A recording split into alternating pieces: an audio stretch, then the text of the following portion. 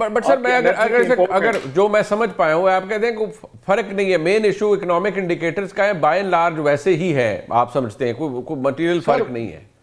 سر میرا یہ کہنا ہے کہ جو آپ کی ساری چیزیں جو ہے نا ڈالر سے آپ کی اٹیچ ہیں. مطلب میں چھوٹا سا اگر اس کو ایکسپلین کروں, آپ کے $35 بلین کی آپ کی LNG آ رہی ہے, آپ کا ڈیزل آ رہا ہے, آپ کا آئل آ رہا ہے, آپ کا فیول آ رہا ہے, ساری امپورٹ ہو رہی ہے سر. آپ کے $8-10 ارب کی جو ہے آپ کی یہ فوڈ ایکسپورٹ ہو رہے ہیں. $45 ارب وہ ہے جو آپ کے روزمرہ کی چیزوں سے ریلیٹڈ ہے, وہ پیٹرول ہو, ڈیزل ہو, گیس ہو, اور بجلی بھی اسی سے بن رہی ہے, سب کچھ وہیں سے ہو رہا ہے. اور ڈالر آپ کا 280 پہ کھڑا رہے گا تو لوگوں کو کوئی بھی چینج نظر نہیں آئے گی, کیونکہ ان کی زندگی میں کوئی مطلب چینج نہیں آ رہی, وہی پہ لوگوں کی زندگی میں تبدیلی نہیں آ رہی. یہ ایک بہت بڑا فیکٹر ہے, اور ابھی بھی ہاں لوگوں کو بھی فیل ہوتا. اچھا اطہر بھائی, آپ کے نزدیک یہ ایک بہت بڑا فیکٹر ہے, اس کو ہم ڈسکس بھی کرتے ہیں اکثر, کہ میکرو اکنامک انڈیکیٹر کی بات کی جاتی ہے, لیکن لوگوں کی زندگیوں میں ابھی بھی لوگوں کو بنیادی مسائل لوگوں کے وہی ہے. ہم یہ ضرور کہتے ہیں we are out of the woods, لیکن پرابلم مین عام آدمی کا ابھی تک وہی ہے. اس کی وجہ کیا آپ معاشی ٹیم کی کمزوری کو سمجھتے ہیں, یا اوور آل کیونکہ معیشت اس لیے نہیں سنبھل پا رہی کیونکہ جو سیاسی استحکام ہے وہ نہیں ہے؟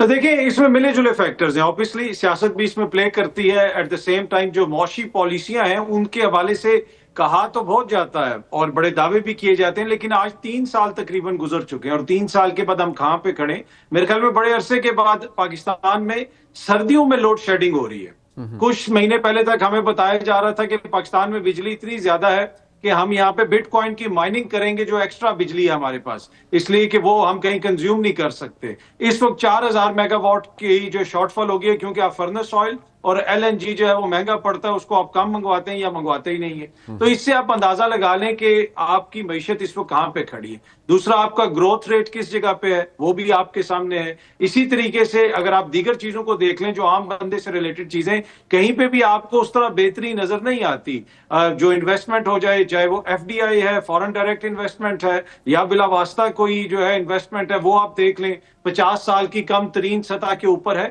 تو میرے خیال میں جتنی دعوے کر کے یہ حکومت آئی تھی, اور اس وقت دیکھیں نا ایک کسی بندے کی حکومت نہیں ہے, کسی ایک ناتجربہ کار کی حکومت نہیں ہے. اس وقت ڈار صاحب بھی ہیں, اس وقت جو ہے پیپلز پارٹی کے دوست بھی حکومت میں ہیں, نون لیگ بھی حکومت میں ہے, اور یہ ان سب کا مشترکہ ویژن ہے. اگر یہ 3 سالہ مشترکہ ویژن یہ ہے کہ آج 3 سال کے بعد ہم اس پوزیشن پہ کھڑے, تو میرے خیال میں پھر لوگوں کو تھوڑا بہت تو یقیناً اس کے اوپر فکر بھی ہوگی, اور لوگوں کو تھوڑے بہت تحفظات بھی ہوں گے. باقی کچھ اچیومنٹس ہوئی ہیں, آپ نے کہ بھارت کو ہرایا. پھر کل ہی میں دیکھ رہا تھا ٹیلی گراف میں آپ کے JF-17 تھنڈر کے حوالے سے خبر لگی. اب یہ کوئی عام کوئی مشکوک ویب سائٹ نہیں, یہ برطانیہ کا ایک معتبر اخبار ہے. وہ یہ بتا رہا ہے کہ جی دنیا بھر کی ایئر فورسز آپ کے JF تھنڈر جو ہے 17 تھنڈر خریدنا چاہتے ہیں. تو میرے خیال میں کچھ چیزیں بہتر بھی ہوئی ہیں,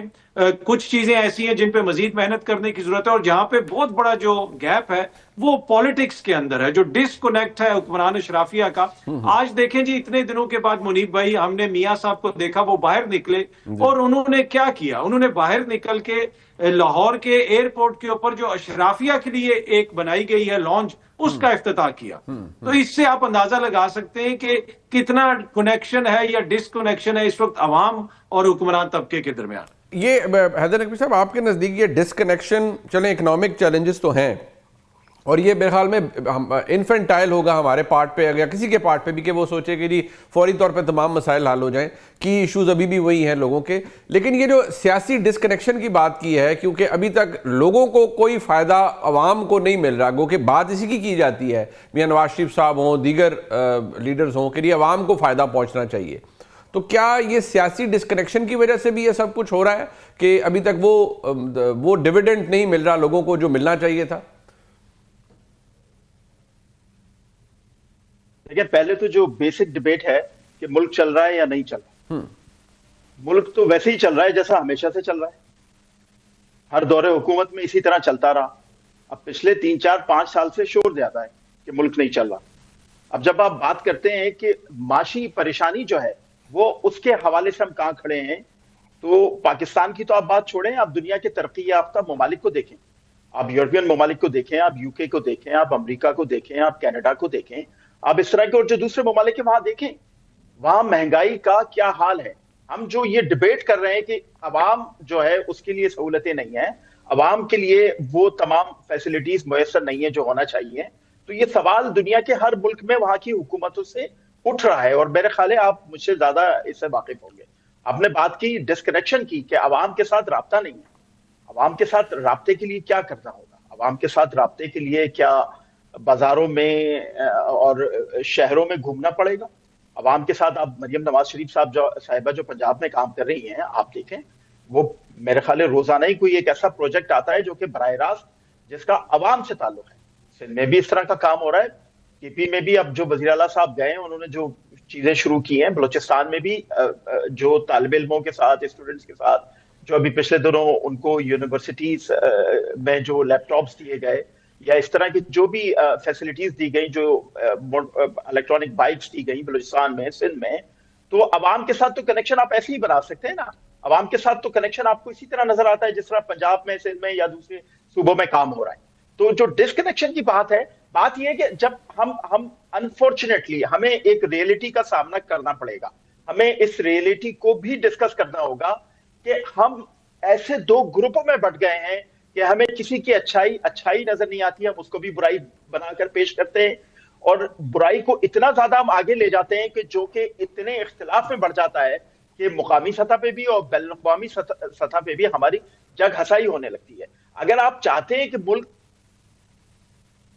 آپ اس ڈبیٹ کو ایک پازیٹو کنکلوژن پہ لے کر آنا چاہتے ہیں کہ ملک واقعی بہتر چل رہا ہے, تو سب سے پہلے جو کنیکشن والی بات کی اطہر صاحب نے, وہ جس حوالے سے کی, وہ بیسکلی آپ نے یہ جو آپ کے اندر دو ایسے گروپ بن گئے ہیں جو مسلسل ایک دوسرے کو نیچا دکھانے میں لگے ہوئے ہیں, اور وہ کسی کی اچھائی کو اچھائی نہیں کہتے. آپ کو اس فاصلے کو ختم کرنا ہے. آپ جب اس فاصلے کو ختم کریں گے تو آپ کو بہت ساری چیزیں بہتر ہوتی نظر آئیں گی. جی نہیں, بٹ ایک ایشو یہاں پر یہ ہے کلاسر صاحب, جو میں اس لیے میں کلاسر صاحب میں چاہ رہا تھا کہ اگر ہم اس چیز کو بھی آئیڈینٹیفائی کر پائیں. دیکھیے, اب آج کوئی مانے یا نہ مانے, یہ ہم سب کو معلوم ہے, ہم چاروں کا تعلق میڈیا سے ہی ہے, ہم روز دیکھتے ہیں کہ ایک ڈیبیٹ یہاں ہے کہ جی ایک لیڈر یا ایک مقبول سیاسی لیڈر جیل میں ہیں, وہ قید و بند کی صحبتیں برداشت کر رہے ہیں, مینڈیٹ ان کا ہے, ان سے مینڈیٹ چھینا گیا ہے, اور اصل ریپرزنٹیشن پاکستان کی عوام کی ان کے پاس ہے, اور وہ اپنے اصولوں پر جیل کے اندر کھڑے ہوئے ہیں, اور بالکل وہ ڈٹ کے کھڑے ہیں, سب کچھ ہے. دوسری جانب یہ ہے کہ جی انہی کی جانب سے یہ ہے کہ جی ہم نے اب اس نظام کو دھکا دینا ہے, اور نظام کو دھکا دینا ہے تاکہ فوری الیکشن کروائے جائے اور مینڈیٹ جس کا ہے اس کو ملے. کیا ان دا مڈل آف آل دس, جہاں یہ اکانومی کے جتنے بھی جو ہم نے ایک بیسک ہمارے اسٹرکچر تھا ہماری ڈیبیٹ کا, کیا اس کے اندر حالات آپ کو ایسے ہی نظر آتے ہیں کہ اگر تبدیلی آئے گی تو وہ کسی عوامی مہم, عوامی رابطہ مہم, اسٹریٹ موومنٹ جو سہیل حافظی صاحب کر رہے ہیں یا چکزئی صاحب کی جو احتجاج ہے اس سے آئے گی, یا پھر کوئی لے دے ہوگا جیسے ہمیشہ ہوتا ہے, سیٹلمنٹ ہوگی اس کے نتیجے میں آئے گی؟ یہ بڑا آپ کا اہم سوال ہے, اس کو میں ایڈریس کرتا ہوں. ابھی نقوی صاحب نے بڑی اچھی باتیں کی ہیں, I partially agree to his views, لیکن اس میں دو چار اور چیزیں ہیں کہ لوگوں کو تبدیلی جو بات ہم کر رہے ہیں نظر کیوں نہیں آتی. میں چلو اسلام آباد کی مثال دے دوں, جہاں میں اس وقت بیٹھا ہوں, میں یہاں پہ اطہر بھی بیٹھے ہوئے ہیں. میں پارلیمنٹ کو پچھلے 24 سال سے کور کر رہا ہوں سر, 2002 سے میں کور کر رہا ہوں.